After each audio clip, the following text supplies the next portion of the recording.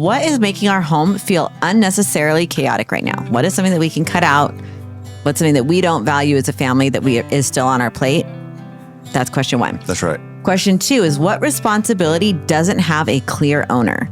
And how can we divide this up? If you're constantly in this, hey, are you making dinner tonight or am I? Like, figure out a clear owner so that you can remove that mental load. 100%. What can we simplify, eliminate, automate, or outsource? That will save you a ton of time. Even if you can't hire a housekeeper or a gardener, get your bills on auto pay and give your kids some chores. The actual legitimate, helpful household chores. Very important. Are we running our household well, but neglecting our marriage? Right? If you have to pick one or the other, let the household slide a little bit to prioritize your marriage. A well-run home isn't one where everything gets done. It's one where the most important things consistently get done, and the people living inside actually like each other. And welcome back to another episode of the Married with Michka's podcast. We are so excited that you're here, and we are excited to be here. We are Richard and Haley Michka. We have been married for 13 years. We have 4 children ranging from 11 to 6, and we homeschool and run a home-based business and are very beginner homesteaders and all of the other fun home things. All the fun home All of the fun home things. So, babe, what is our slogan here on this show? Building a marriage that you love coming home to. Yes, it is. Are you impressed? I am impressed. Yes. How are you doing? Today I am doing good. I'm feeling pretty good, slept pretty good. And I'm trying to think of what's new in my life. Anything new that you can think of? I don't know. No, I don't think so. Yeah, we got sports, we got the kids, we got the crazy, home responsibilities. Probably same as everybody. Same as everybody. Yeah, you wake up. Tis the season. Yeah, tis the season. Although we have one less thing than most people since we haven't started school yet. We still are. One less thing. We're still in summer chill mode. Most people are like in the full throes of early mornings and getting the kids to school, and we're not there yet, thankfully. So we're still in summer mode over here. Yeah, well, forever summer mode. Yeah, but where we live, it's been like 106. It's just been so hot lately. So I'm like, well, yeah, and it's cooler than where we came from, that's true. Which is crazy. Yeah. Super hot, super fun. What's new with you? What you got cracking? Nothing too new. No. Yeah. Oh, well, your birthday. My birthday was yesterday. Yeah, that's pretty new. Okay. I do have a funny note on my birthday. So we had a really fun day. We went horseback riding in the morning with all the kids. We went on a trail ride, and that was super fun.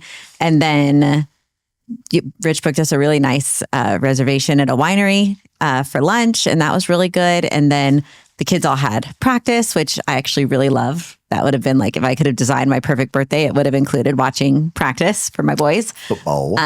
So we watched practice, and we had In-N-Out for dinner. That's a pretty darn good day. But Richard has always said 37 was when he feels like his body started to notice different aches and pains from the gym, and he didn't heal as quick and whatever. So we went on our horseback ride yesterday, right? And my stirrups were a little too long. So I couldn't put like weight in my muscles like I would want to. It was like, there was a lot of strain on my knees, and I just didn't want to say anything, didn't want to fix it. So I just dealt with it. But when I got off, I was like, man, my knees really hurt. And my knee was hurting for the rest of the day. And so I turned 37, and Richard just kept joking that it's 37. 37 got you. Yeah. So I'm my knee. And then you mentioned something else. You're like, my knee and something was, you're like, yeah. Was it my hip, or you said your hip? Gosh, I hope it wasn't my hip. I said my hip was kind of not feeling right. Yeah. And you're like, well, yeah. So I'm hoping that's not the start of my 37th year. My knee's feeling better today. Hey, you know what? You're looking good. Thank you. Don't look a day past 29. Thank you. So last week on the podcast, we did an episode about homeschooling, which is one of my favorite topics in the world, but it was mostly about not necessarily our philosophy on homeschool, but more so the idea that like life is a really good teacher, and as long as you're willing to facilitate your children through life, they will learn, and they'll learn a lot. And so that was our episode last week. Today, we're doing something a lot more tactical, a lot more practical. And so the title of this episode, super creative, is How We Run Our Home Without Losing Our Minds. But it's not going to be we're just going to get into it. I think it's going to be as fluffy. Is that what you're going to say? It's definitely not fluffy. It's not philosophy. We're getting to the tactics. Oh, But also like, this is such an individual thing. Like how everybody's home runs is so individual. So we'll give you like the examples of how we do things just because sometimes examples are helpful, but like everyone's got to figure out their own way. So we're just going to give you kind of an overview of how we approach things, and hopefully give you guys some ideas to apply to your own life. yes, I like it. I like it. And Perfect. so one of my biggest values in life is peace. I have a high value of peace, right? I want our home, our homeschool, our life to feel as peaceful as possible. We both value that. That's really important. So, but peaceful doesn't mean perfect. And it doesn't mean everything's perfectly manicured. And it doesn't mean not chaotic, right? In a lot of objective ways, our life can be pretty chaotic. We've got the 4 kids. We've got lots of animals, lots of pets, a big property that needs maintaining. We've got lots of sports. We've all the things that families have, right? Yeah, for sure. And so the chaos is still there. The things that have to be done are still there, but the peace can still reign if A, you're really, really intentional with what actually matters and what do we actually value as a family. And B, one of the things we're going to get into later a little bit deeper is like, instead of asking your spouse, like, hey, what can I do to help? Which is a really great question, but instead deciding as a couple, like, hey, what do I own? And what do you own that now you don't have to think about it anymore? And I don't have to think about it anymore because you own this thing and I own that thing. Yeah. 100%. You know what I mean? And how that can really bring a lot of peace into a family. So we're going to dive in head first. I like it. Ownership. All the way. So the first one, I have a couple of questions. You have questions. I do have questions. I have answers. I hope so. Which one of us is naturally better at managing the household? What do you think? It's for sure me. I was set up in this episode. That one was a little bit of a setup. The household management is definitely more of my strong suit. And we're not even on the same planet on that one. Yeah. But yeah. What part of our life do you think looks most chaotic from the outside? Probably all of it. Which part? Do you have to be specific? Well, I think most people might think like from the outside looking in, it's like you homeschool 4 kids. That alone, most people are like, I don't know what the heck. How do you do that? Tell me what does that look like? And then of course you got all the sports, which probably looks chaotic with all 4 kids because we got 3 different locations, whatever, going here, going there. Then you got, like you said, then you throw on like this property that's got a lot of maintaining and chickens and animals. So I think from the outside, people are like, dude, that seems like a lot, But it also is a good talking point with people that we meet because we get a lot of questions like, hey, what does that look like? Yeah. And what's funny about a lot of those examples is I think, while yes, they can add to the chaos, I think they also add to the peace in a lot of ways because yes, we homeschool. So our kids are there all the time, but it also adds to the peace because we're not having to rush out the door at 7 a.m. and yelling, why don't you have your shoes on? And did you get your lunch? And oh, I forgot my homework. Can you bring it later? Like we don't have any of that. And that we just helps. do that throughout the day. Every time we have to go anywhere. But we don't have the early morning rush. Yeah, that's true. And, like we have the chickens in the garden and it's a way back to like nature in a lot of ways to kind of like give you some roots and some grounding that's helps things to feel a little bit more peaceful, even though they do add to the chaos. Yeah. It's funny how there's kind of. And I want to say I think you more than anybody taught me the concept of, now this is going to sound really funny when I say this, but designing your life. And before I met you and we started talking and you started saying like, hey, wouldn't this be cool? Like, I want to have this with the kids. I want to have this. And you even had an Instagram at one time called The Intentional Essentials or The Intentionalist. The Intentionalist. I think that was something like that. Yeah. But the whole point of the Instagram was like how to be intentional with your life. And so the reason why I say that is because even though from the outside, all these things might seem like chaos, it's actually very intentional. Yeah. Like it's by design. We picked and chose our chaos. We picked and chose our battles. And the life we live now is the actual life that we designed together talking about it. And years before this ever happened, it was like, oh, this is where we want to be in life. And so I think that's important to say is that it's all intentional. Yeah. And that I think that is important because life's going to be chaotic for everybody. But are you going to take the chaos that life just handed you or are you going to take the chaos that you picked? 100%. You know what I mean? Because everyone's going to feel chaotic sometimes. Yep. Next question. What's something we do now that we had to learn the hard way? Oh man, I think marriage is learning the hard way, and I think kids is learning the hard way. Like, don't get me wrong, there's books, there's little podcasts. At the end of the day, the best teacher of marriage and kids is you're just in the thick of it. Just doing it. You're just doing it. You're winging it. Yeah. And that's why I get I crack up when people are like, oh man, I don't want to get married yet because, I'm trying to get ready, for kids. And I'm like, dude, how are you going to get ready for kids? Like, you just have the kids and then you figure it out, Oh, I'm trying to get ready for marriage. It's like, no, dude, you just get married and you figure the freaking marriage out. Yep. Like, what do you mean you're getting ready for it? What does that mean? Yeah. Tell me what you're doing. Oh, I'm studying, man. Like, no, there is. So yeah, I'm a big believer in that. Yeah. Yeah. Okay. If you removed one system from our home, what would immediately fall apart? One system? Yes. If we removed you, everything would fall apart. That's true. You are the system. But also, because I was thinking about this question, if we removed the kids' chores, I think it would fall apart. And I don't think they realize how helpful their chores are to me. But like if they just revolted and stopped doing their chores and I had to do all of their jobs also, I think our life would fall apart. Like our son picks up all the dog poop. Our other son does the dishwasher for me, which is my least favorite household chore. Mm-hmm. They vacuum the couch because we have dogs and they vacuum the couch. They vacuum their bedroom. Feed the birds. They feed the birds, the cats, dogs. Dogs, yeah. Our girls are in charge of getting the chicken eggs, which they can't do on their own yet. But just those little things, like if I had to add all of those things onto my plate, I think the whole thing would collapse. So I don't think they realize how, like they think I'm just mean and make them do chores because I'm mean, but like they're legitimately helpful and I actually need their help. I know. They take the trash cans down our freaking 100-yard driveway. Yeah. Which is, I love that. Yeah. Smile all the way while they're doing it. They don't love it so much.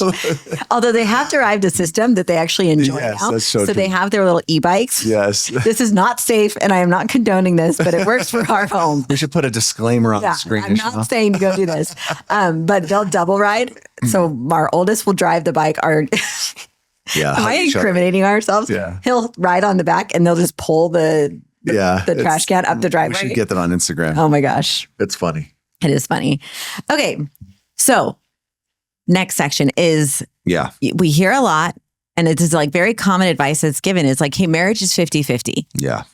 And that's not, I think that that's a bad philosophy because it lends itself to the, hey, I did this, so now you do something. I did that, so now you do that. And then you're keeping score. Tit for tat. It's the tit for tat. And it's, I did more than you. Stop.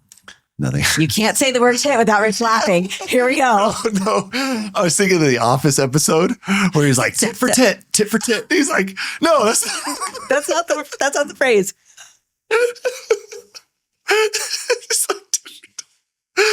Oh, it's so anyways. Oh, geez. So in a lot of ways, I think 50-50 is just a bad philosophy, even though it looks good on paper.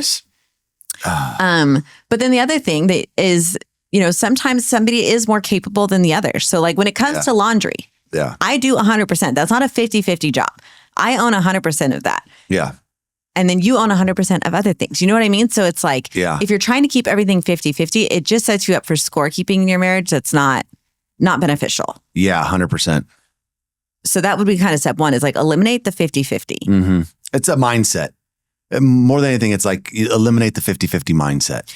It's the mindset. And then travel more so, I think what you're saying, if I could maybe clarify it, is instead of the 50-50 mindset, it's more of like who owns what.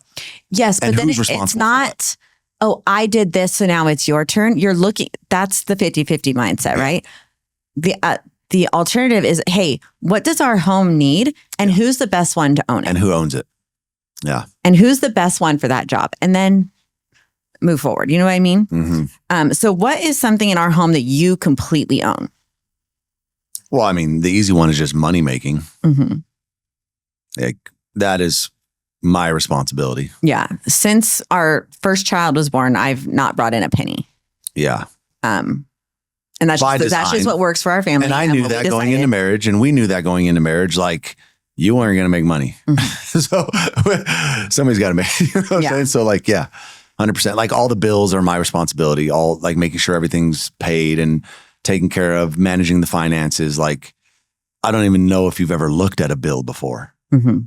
I mean, I've opened them in the mail and then handed them to you. I don't know. I don't like, I'm not saying this is necessarily good, but it's like, because I own that, you don't worry about it. And vice versa, because like there's a lot of things you own, but the things you own, I don't worry about that because like Haley owns that.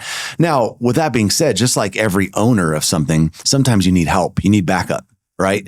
So it's like, even though sometimes you might own a category or I might own a category, I might need help in that category for a specific time frame. Mm-hmm. So then that's where it's like the partnership comes into play. Absolutely. And we have each other's backs to help take on the burden when necessary. Yeah. If that makes sense. You know what I mean? And there have been times like with other properties that we own, right? Where I've kind of taken on the bills of that property just so like, I don't even know if you know, but like, when it gets chaotic and it's like stress hits and there's other priorities that maybe come up that I can't put my full attention to that. Yeah. It's like, there's a lot going on. Or, that's why takeout exists, right? Because I own the cooking and the grocery shopping, right? That's me. But sometimes, like you said, sometimes you need help. Sometimes you can't get to everything. And guess what? DoorDash is my friend. And I'm okay with that, 100%. Yep. So what is a responsibility that we share? We share? Mm-hmm. Well, I mean, the kids. Child rearing, yeah. Child rearing, yeah, for sure. Yeah. And I would even say, well, not necessarily, I was going to say when it comes to discipline, maybe you do the lion's share, which is probably not you true. do the lion's share. I do the heavy share. You do the heavy share. That's a better way to put it. Yeah. I do the majority of it, but when things are really out of hand and somebody really needs to be handled, I know that I can tap you in and it'll get handled. Yes. Yeah. Which is not very often, but it definitely happens. Yeah, it's kind of more. But, the day-to-day little things I handle. Yeah, for sure. Are there things that you've switched ownership of because the old system wasn't working? Switched ownership of? Yes. That's a good question. Can I answer it? Because I can. Yeah, you answer it. Yeah. So I know like we've done episodes like this in the past of like roles and responsibilities and who does what. And our answer now would be different than what it was then. Yeah. And that at that time, I had said that like, hey, anything inside the home is my responsibility. Anything outside the home is yours. Right? Mm-hmm. But that was before we moved on to this homestead and had property and whatever. And so that's changed a lot. So now like anything relating to the chickens, anything relating, like any of the garden maintenance. I think the homestead vision and dream was a lot more mine than yours. And you're more of a reluctant homesteader than I was. And so I've kind of taken on a majority of that because it's not really your thing. So now I wouldn't say outside is rich, inside is me. I would say like homestead things are me. But like when the weed whacker needs to be pulled out, that's still you. Yeah, for sure. But so it wouldn't be as cut and dry as it used to be for us. Yeah, I do like that weed whacking sometimes. You do. You love that thing. I know. He'll just put his AirPods in and just go out there for hours. He comes in covered in... It's kind of peaceful. I don't even know what. Yeah. What household responsibility would you never want to trade with me? Paying the bills. I don't want to trade that one. Yeah. Yeah. Anything finances is like, you just hate the whole thing. I don't want to. You're like, dude, I don't even want to worry about it. What would I not? I mean, laundry seems horrible.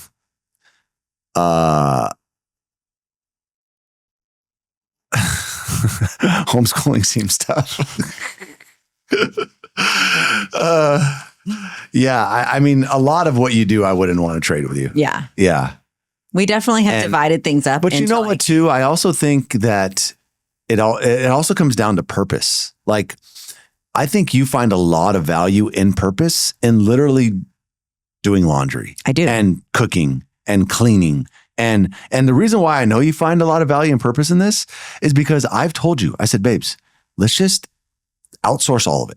Like, we'll have somebody do the dishes and do the cleaning. But then I think you'd be left with no purpose. Yeah, I don't want to do that. You'd be like, well, no, that's what I do. And that brings you value. And so it's no different than me. Like, what brings me more purpose is like making money and like supporting the family and making sure that you guys are taken care of.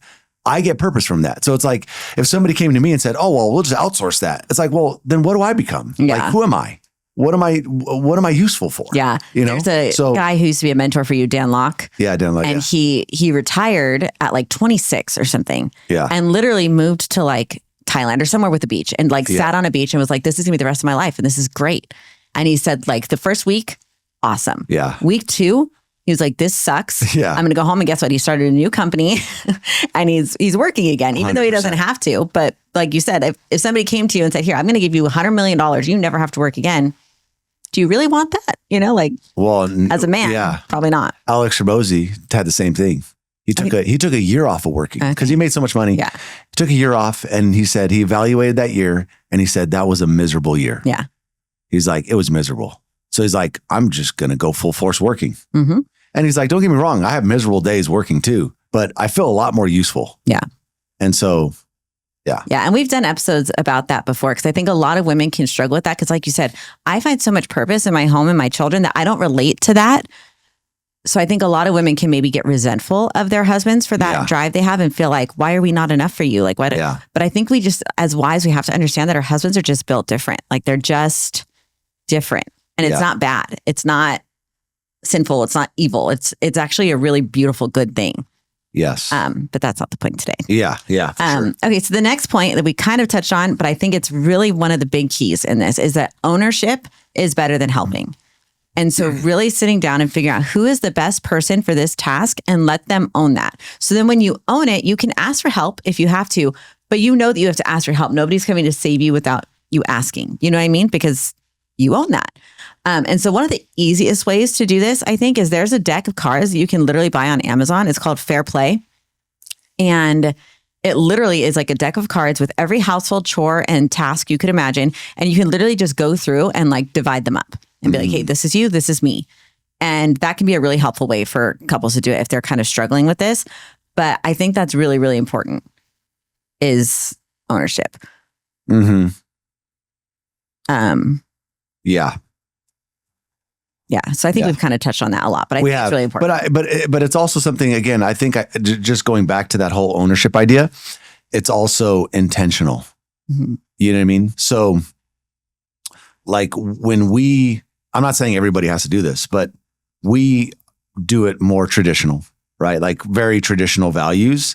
And we knew that going into the marriage. So we kind of already knew because we were very traditional, who was going to own what going into the marriage. And it was like not something that we even had to really talk about because it was almost very natural. Implied. Yeah. It was just like, oh yeah, of course you're going to take care of the money making, the bills, the this. There were some things that we had to kind of figure out, which we've talked about before, but like in my home, my dad paid the bills. In your home, your mom paid them. Yeah. So we kind of were at this stalemate when we first got married of like, that's your job. And you were like, well, no, that's your job. And we were kind of. Yeah.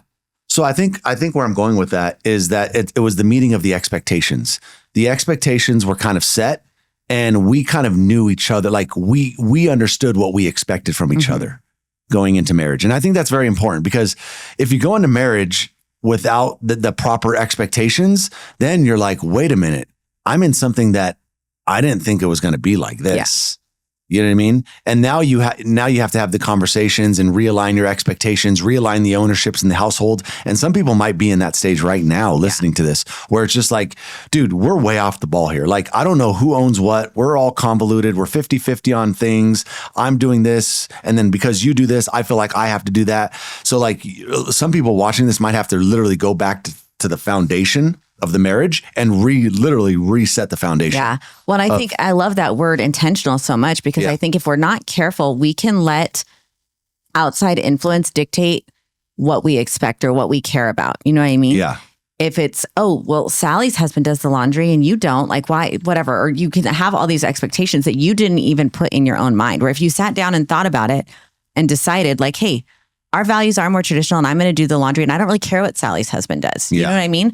But a lot of times we don't do that. We just take in these external sources and just like regurgitate them instead of actually sitting to stop and think about what we think. You know what I mean? Yeah. And I will say this, I do think that I would say less expectations is a better mindset. And then everything else becomes bonuses.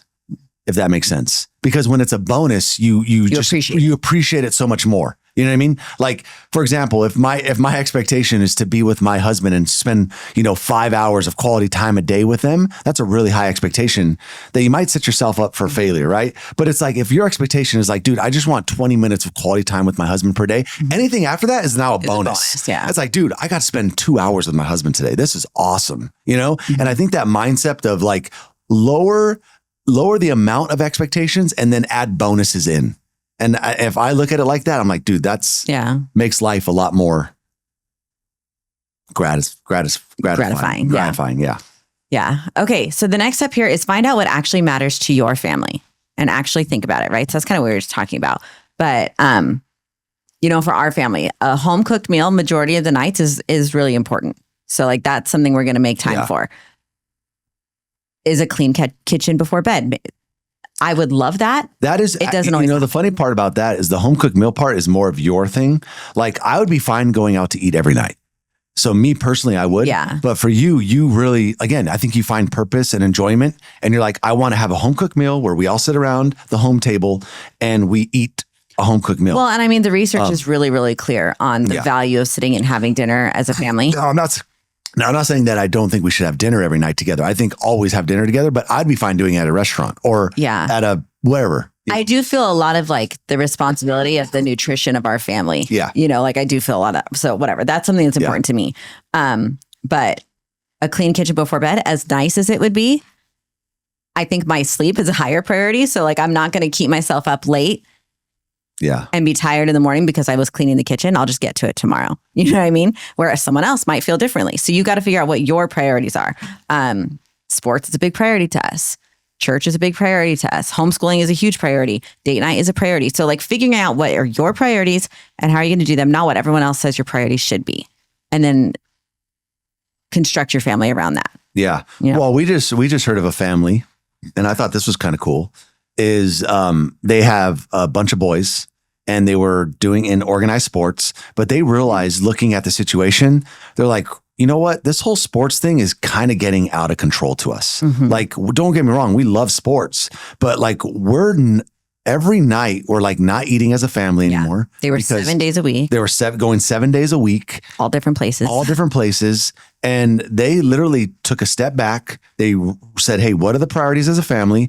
And they literally like rearranged their whole life. Yeah, they pulled all their kids out of all club sports for the year. All their kids out of club sports. They said, "Hey, we're no longer going to run the family like this. Like this is which is so cool. We're getting out of alignment."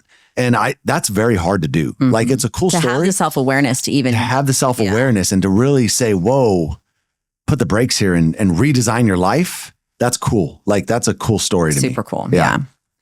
So some of the things you have to ask yourself are, or first you have to be real. You have to be realistic. You can't maximize everything, right? No one person can maximize everything. So what are your non-negotiables? And then what are you willing to be mediocre about? If you're going to have sandwiches for dinner and call it good, that's totally fine, right? Yeah. Be mediocre at that. Like pick and choose. Because if you try to maximize everything and you're so burnt out that now you're mediocre at everything, mm-hmm. That's not good. So pick and choose what you're willing to be mediocre about and what your non-negotiables are. Okay, and so what is something that our family prioritizes that we have used to prioritize that we've basically decided that we don't care about? Can you think of anything? That we used to prioritize? That's a good question. Or even maybe that's too specific, but what's something that we as a family have decided that like, we're okay to be mediocre with this?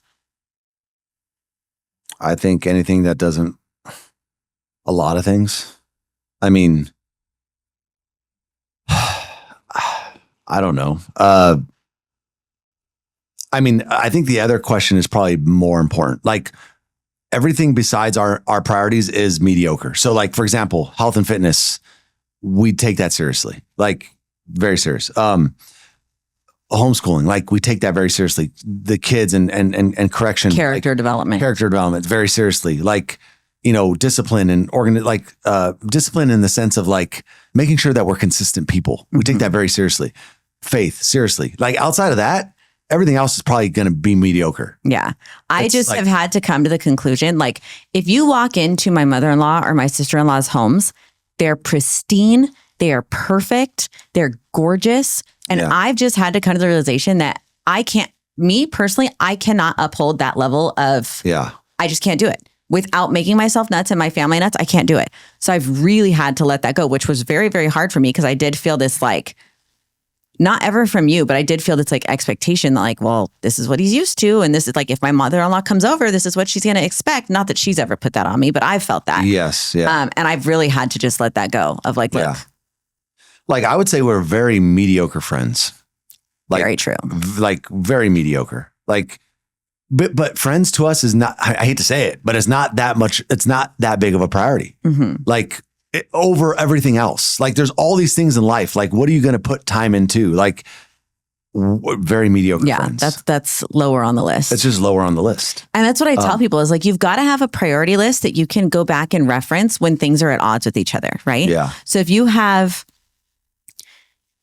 family dinner or you have, I can go out with my friends, you kind of go reference that priority sheet. You know what I mean? I don't know. Like we would have just such a hard time of like going out with our friends and like just not. Okay. Like, and so maybe this is a better example, but like if we're only going to get one date night that month where we're actually able to leave, or we could go out with our friends, like we're going to take the date night. Yeah, for sure. And not, you know, so if we can go out with friends and have a date night, that's awesome. Yeah. That would be so fun. But if it's one or the other, we're going to do date night. Yeah. You know? Yeah, for sure. Okay. So another thing is systems beat constant communication. And so this is Systems be constant communication. Yeah. instead of having to ask, hey, what do you need from the grocery store? Right?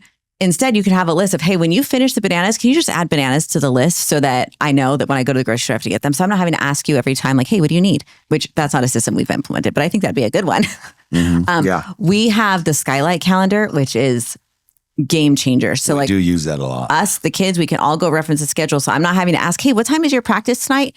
It's right there. Where are you at for practice? It's right there. You know, It's funny how much actually the kids use this. They do. calendar, We 'cause use it they a like lot. go and look and they see their chores and the whole thing. yeah. So systems like that can be really helpful. Calendar, meals, groceries, laundry, cleaning, sports, homeschool appointments, childcare, bills, travel, all of those things need their own system. And like I said, that's going to be different for everybody, but you got to have a system around them. Yeah. Okay. This is a really, really important one. Buy back your time where you can. Yes. And- If you can. Where and if you can. Yeah. So this is one that we're big fans of. And that is outsourcing what you are not essential for. And so like you can't outsource a relationship with your children, Yeah. but you can outsource somebody to clean your toilets. That doesn't have to be you. 100%. You can't outsource your marriage, but you can outsource a gardener. You know what I mean? Yeah. So like figure out what doesn't have to be you Yeah. and then outsource it where you can. Yeah. And you know, the framework that I look at because some people are like, well, what should I outsource? So the two things that I think is there's always stuff that drains our energy and gives us more energy, right? So if something A drains your energy, okay, but also B serves no value or purpose to you, like you don't derive any purpose or meaning from it, and it drains your energy, outsource that if you can. Mm-hmm. Because that means you don't like doing it and you find no purpose in doing it. Mm-hmm. So like get rid of, like if you can, get rid of that stuff, right? And then I would say and then eventually, hopefully you can get to a spot where like the things that you do, maybe they might drain your energy, But you get but purpose from it. you find a lot of purpose in it. You're like, I feel better doing this, you know, or it gives you energy ideally and you find purpose from it. Mhm. And then those are great tasks. Like you probably want to spend all your time doing that stuff. Yeah. And so that's how I look at it. Yeah, that's a really good framework. So just to give you guys some practical examples of what we have chosen to outsource. Obviously, we have a girl who watches the kids while we go on date night and while we record this podcast. And that same girl happens to be very artsy and loves art. And I am not a crafty person. I don't enjoy it, don't like it. So I outsource my kids' art lessons to her while she's there to babysit. She does art with my kids. I get to say they did art with their homeschool and I didn't have to do it. perfect. Mhm. I will utilize Instacart or DoorDash when I can or when I have to. I have a cleaning lady once a week. What else? Gardeners and all that. We have the gardener. So you set up bills on autopay. That's that's outsourcing, right? So that doesn't cost you any money, but you don't have to have the weight of the bills. It's just one time you set it up and then it's done. You can outsource to your kids. Like my kids are super, super helpful. And it's really important to me to set them up to like leave my home one day prepared. So I want to give them chores that are actually helpful and meaningful to our home. So that's, hey, go spray down the counters and wipe them down. Go pick up the dog poop. Go feed the animals. Go empty the dishwasher. Wash the dishes. Clear the table from dinner. Whatever. Like these things should be actually helpful to you. Their chores shouldn't be something that's on top of everything you're doing. Another thing for you to do. It should actually take things off your plate. So that's 100%. outsourcing, and it doesn't cost you any money. And it's like diligent parenting, right? It has to be done. And it may not always be done the way that you would do it or the way you want it done or perfectly. But I think you have to be okay with that because it's so important for your kids to learn. I agree. A little hack on the bills, by the way, that I learned this from my dad. It's kind of cool. So a lot of times with bills, like you have to go to log into something and then you pay the bill and you have to do like every month the bill will come out, right? But actually what I find way better is setting up all my bills through my bank. So I go to bill pay, I set up all my bills through my bank and then I pay it out weekly. So that way, like the cash flow management to me is way easier than like, how much stuff's coming out every month? No, it's like how much stuff's just coming out weekly and I can spread throughout the month. Yeah, that's smart. And I do all of it like that. And I find it to be more consistent through my bank. Yeah. So I don't know. And more predictable. More predictable. Okay. So outsource where you can. Now, what is something that we could easily outsource, but choose to do ourselves because we actually value doing it? You probably have a way longer list than I do because me, you'll outsource a lot. I outsource everything I don't like. But you have a lot of things that you probably still do that you don't like just because you find purpose in it. So that's like laundry, grocery shopping, cooking. I don't know. I could outsource those things, but I value them. So I do. Yeah. You probably don't love doing laundry. You probably, cooking, I think you actually do enjoy. I kind of enjoy laundry, which is kind of funny. Yeah. I don't know. I just do. Cleaning all the time, you probably don't enjoy. Yeah, which is why I have a housekeeper. So I feel like that helps a lot. Yeah. But you love the garden stuff. That takes a lot of time. The garden, like the animals, you probably love that. I do. Yeah. And you take care of all that stuff. Yep. But yeah. Yeah. Okay, the next one is lower the standards somewhere. So we're just going to touch on that super quick because I feel like we already talked about that. But, not everything is going to be perfect. Not everything can be perfect. So maybe maybe the kids' rooms, you just close the door and walk away. Maybe that's it. That's a good. Maybe your car is filthy, which I don't know how that happens. But like literally I'll clean out the car once a week and somehow. It is crazy, dude. It's always a mess. The car's never clean. And maybe like sometimes I'm tempted to do this because the kids have dressers and I just feel like I'll fold them and I'll put the clothes away and the next week they're a mess. Like sometimes I'm like, I'm just going to get a big basket. I'm going to throw all your clothes in there and you can just dig for what you want because I'm so tired of this. But maybe that's something that you just kind of say, you know what, this doesn't have to be perfect. Yeah. So what's one area of our home that you've just accepted is going to be a B- during this season? A B- during the season? Yeah.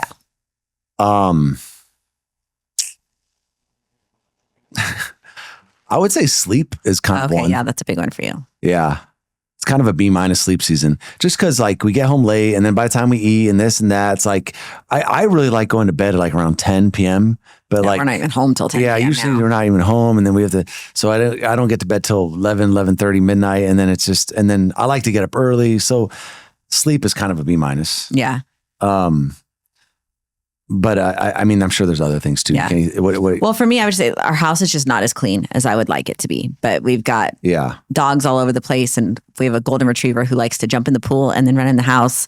And the counter, something's always spilled on the counter, and it's just nothing's ever as clean as I would love it to be. But I also just try to remind myself that this is a season, and one day the kids will be gone, everything will be clean, and I'll be sad about that too. So, but that is something I have to like really rein in on myself. Okay. sense. Don't turn household problems into marriage problems. So, Yeah, that's a big one. yeah, it really is. So the house is messy. Somebody forgot something. You're running late. Dinner isn't ready. The kid's uniform isn't washed. Those are household problems, right? But Yes. they can turn into, you never think ahead. I have to do everything. You don't appreciate me. You're so irresponsible. So now you've taken a logistical problem that has a simple solution and you've turned it into a character indictment of your spouse. And you don't want to do that, especially in the heat of moment where you're already frustrated. You know what I mean? Yeah, I guess the question is to you, like for you, why do you think that happens? What happens there? I think what it is that like we want somebody to blame for the situation. Oh, interesting. You know, like just yesterday, our daughter didn't bring a squishy with her to practice that she wanted. And instead of just like, I didn't bring the squishy, it was, Dad, you said you would get it down for me and you didn't. When like she never even asked you to get it down from anywhere. Never mentioned it. But like She was looking for somebody to blame. She wanted to blame you because she was mad she didn't have her squishy. Yeah. And she just wanted to put the blame on you. And I think we can do that with a lot of things. The kid forgot his uniform and, oh my God, like you never helped me get anything ready. Like I have to put everything together. But look, either you or the kid just forgot to grab the uniform. Like just, Yeah. you know, but It is what it we is. want to blame somebody. Yeah, that's a good That's point. not us. Yeah, that's a good point. Yeah, and those pop up everywhere all day long. All the time. Especially, yeah, I mean, kids, chaos. So how do you stop it? I think you just have to focus on the issue at hand and like try to avoid character assassination in any way. Right? We're running late. Doesn't have to turn into you're so irresponsible. You're always late. You know? always make us late. You know, it's just You never get stuff prepared on time. we're running late. That's just is what it is, you know? Yeah. Which is really hard for me because we were talking last week about how we have a son who likes to be at practice 45 minutes early and makes everyone crazy to do it. He gets that from me because I hate being late. Yeah. So like I'm talking to myself. I do this more than you do this for sure. Yeah. And we came from two different households. So your family was very punctual. Like In my family, being late is rude. It's inconsiderate. It's inconsiderate. Yeah. Us, we You're were late it's all just the time. expected. Yeah. Yeah. It's just, Even our family knows like, oh yeah, nobody's coming at that time. You know, Yeah. like we'll say 4:00. Oh yeah, maybe they'll get there by 4:30. which can still make me You know? really nuts. Like is this the Mexican? yeah. It's the Mexican in them. Yeah. Like literally nobody cares. Like a time is just like A suggestion. it's a suggestion. Yeah. It's like, oh, 4 around like when people hear 4, they say around, they think around 4. Which is so, like for my family, it's like so the opposite that like if they say it starts at 2 Yeah. and we show up at 2:30, I'm like sweating and I'm nervous to walk inside because everyone's gonna look at me like, why are you late? Yeah, you've calmed down a bit though. In the early days of our like you really did not want to like with your family did not want to be late. Now we are I feel a little bit more lenience. Well, it also you. might partly be Because your dad. which is so like Yeah. there's no silver lining to You my dad definitely being changed though. You have. I've But- noticed a shift. So my dad passed away almost 3 years ago, and like there really is no silver lining to that. But my dad was definitely very type A, Yes. and I definitely felt the like, Your dad. why are was you late? Hilarious when it came to time management. Yeah. So now I don't like. He's not there to be mad if I'm late. So it's like there's a little bit less pressure, but like I Yeah. still know my brother and my sister and my Yeah. mom are kind of annoyed. And I can sense know? it in you. I can tell there's way less pressure. That's so funny. Yeah. Yeah. Okay. The very last point is protect your marriage from the machine, right? Life, From the machine. Life is the machine and the home is the machine. And it's important. And it's important to have all these systems and stuff in place, but you have to protect your marriage from it. So talk about the little things that keep a husband and wife connected. Are you still having sex, right? Is intimacy still happening? Is affection still happening? Are we still actually talking about our relationship and our hopes and our dreams and our aspirations and not just the logistics? Are we laughing? Are we going on a date? All of these things still need to happen even in the overarching machine of the household. Mhm. You know what I mean? Mhm. So you don't want it to just turn into such a logistical nightmare that the connection's not happening. Yeah. So protect the marriage is really important. Very important. And there's this thing that how do I phrase it? Humans have a crazy ability to stop doing what's working. Yes. And so the reason why I mentioned that is because sometimes you're just not aware of it. But like if you have something that's working in your marriage, something that's working with your kids, don't stop doing it. And oftentimes, I don't know why, it's the craziest human behavior in the world. But like you'll notice things are going good. Like every time I do this thing, it just works really well. And then some reason you just stop. It's like, oh, I'm going to try something different. I'm going to just stop doing that thing.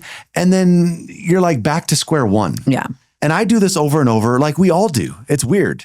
Well, I don't know why we do I have the perfect visual for this. Yeah. And I heard this a long time ago. I've never looked into it to see if there's any truth to it, but I think it's a good visual nonetheless. Yeah. And so what I had heard was that wrinkle cream, right? Yeah. Makers of wrinkle cream actually want to make a wrinkle cream that doesn't work, because if you put a wrinkle cream on that works and you look in the mirror and there's no wrinkles to see, You're like, I don't need any more wrinkles. Stop buying the wrinkle cream. Stop buying the wrinkle But if you look in the mirror every day and I still have this wrinkle here, I'm going to go buy more wrinkle cream. Yes, that's and a I'm great going to keep analogy. buying more, and I'm going to keep buying more because I can still see it. Yes. But if it actually made a difference and actually fixed it, you'd stop buying it. So That's what it is. You go on date night, your marriage is feeling really good, you're feeling really connected. Yeah, we don't need date night. We don't need date night We don't anymore. need date night You anymore. know what I mean? That's exactly what it is. It's the wrinkle cream. That analogy is the perfect thing. Don't let the wrinkle cream fool you to stop using the cream. Yes. The reason why you have no wrinkles is because you're because of using the cream. Yeah. Yeah. And so like that is a good story. That's a great analogy. Right? I'm glad you said that. It's because we all do that. It works. Oh, because it works, I no longer need to do it. Mm-hmm. Like, no, keep doing the things that work in your life and you won't have the wrinkles. Yeah. Like, you know what I'm saying? So I think I just want to throw that out there because for our marriage, it's like something I'm very, I'm aware of that. Mm-hmm. Like what works in our marriage, and then let's never stop doing that. Yeah. You know? Yeah. So anyways. Okay. I have a rapid fire for you. Yeah. Now, this is a true rapid fire. All you have to say is me or you. That's it. Okay. Okay. That's it. So, who handles vacation planning? Both. You. Me. I would don't say know. you. Is it me? I sometimes you have. I maybe do I've it more never so. planned a vacation. I do it more so. I've never planned. No. Okay. Never. So the right answer is me. Right answer is you. That's okay. You answered for me. No, just get it right. Okay. Who handles discipline? Both. Do I have to say you or me? That one is just both. Okay. Who handles kids' appointments? You. Yes. Who handles the sports schedules? You. Who handles the bills? Me. Who handles the home repairs? We're going to throw Patrick in on this list. Yeah. Shout out to Big Pat. Patrick's our handyman. Another thing we outsource. Well, I would say both of us deal with Patrick, but yeah. Who handles dinner? You. Who handles school stuff? You. Who handles birthday gifts? You. Who handles Christmas? You. Who handles packing for vacations? You. Who handles all the animals? You. Who handles calling the contractors? Me. Yeah. Who handles the social calendar? The social? What's that? You know what he said? We're mediocre friends. What's the social calendar? We don't have one of Is those. that a thing? Is that like people have that? I don't know. We don't have that. Okay. Does that mean like a friend calendar? I think so. It's like things you're doing. Oh, But I yeah. mean, like during Christmas, it's like, okay, we've got this party and we've Well, got then you. So I guess you. but our social calendar, we intentionally keep. Yeah, that's done on the what's that called? The lights, The skylight. Skylight. Yeah. Yes. Who handles date nights? Me. Yes. Yeah. Who handles knowing when you're out of toilet paper? You. Who handles the Amazon. middle? No. Yeah, auto ship. Yeah, auto ship. Who handles the middle of the night kid problems? You. Unless the kids want you, because sometimes the girls want you. Sometimes. It just depends. Yeah, sometimes. Who handles family emergencies? You. It probably depends on which family or like what the emergency is. Right? Like if it was your parents, you'd probably handle it. Oh, I'm thinking just our family. Like when you said our family, I was thinking just us, like our family emergencies. Yeah. I don't know. That's a weird one. I get like if it's an emergency, whoever's there is who handles it. Like emergencies Well, of don't. course. But if it's like me and you are there and something pops up, like you're going to be probably more keen with like the doctors and the stuff. You know, Yeah. like setting up the pediatric appointment and this and that appointment. You know what's so funny is like Richard is the most calm, easygoing person you've ever met to the You're like, you're alive? to the point that like See that? like I'm pretty sure if I was choking, you'd be so like calm that I would die. I would die.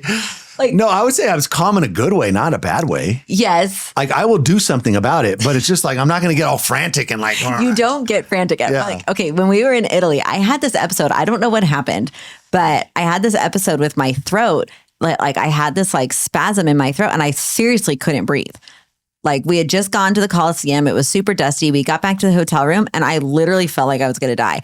And our oldest son was like absolutely freaking out. He ran across the way to get his uncle, who's a police officer, because he just felt like Uncle Jay can handle this. And Richard was like, she's fine. Everything's fine. I'm like, I'm really not fine. I did not handle it like quite like that. Yes, you did. But I was like, if I was dying, I would die. No, I was asking you questions and you're like, you never cause you could talk still. And I was like, babes, I need to like call 911. You're like, well, no, don't do that. So you still were like not in panic. Coherent. You were coherent and you weren't in like crazy panic mode yet. But I was ready. I mean, it was scary for sure, but I didn't want to get all crazy. No, you didn't. You were so calm. So, okay. Yeah. But I was thinking about it. Don't get me wrong. I was like thinking about it. Wow. Yeah. You kept your composure then. Yeah. Okay. Last one. Who handles finding something that's been lost? You. Yes. Usually it's you that lost it. Unless I got my Find My app. Boop, boop, boop. Apple has the Find It's usually you that lost it and I have to find it. Yeah, for sure. Okay, so we have a little bit of homework for the listeners. If this is an episode that you feel like, hey man, we could really use some help here. I've got 4 questions that I want you to take a second, write down, whatever. Interesting. Question 1 is, what is making our home feel unnecessarily chaotic right now? What is something that we can cut out? What's something that we don't value as a family that is still on our plate? That's question 1. That's right. Question 2 is, what responsibility doesn't have a clear owner? And how can we divide this up? If you're constantly in this, hey, are you making dinner tonight or am I? Like, figure out a clear owner so that you can remove that mental load. 100%. What can we simplify, eliminate, automate, or outsource?